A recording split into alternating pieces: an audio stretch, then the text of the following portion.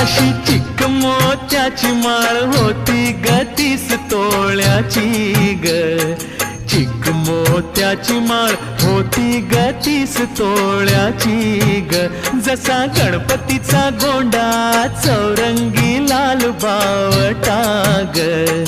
गणपतीचा गोंडा चौरंगी लाल बावटा ग.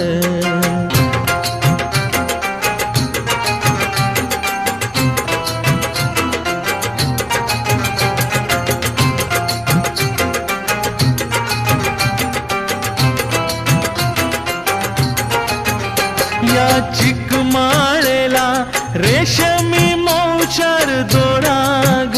या चिक माळेला रेशमी मौचार दोराग. मऊ रेशमाच्या दोऱ्यात नवरंगी माळ ओविली ग.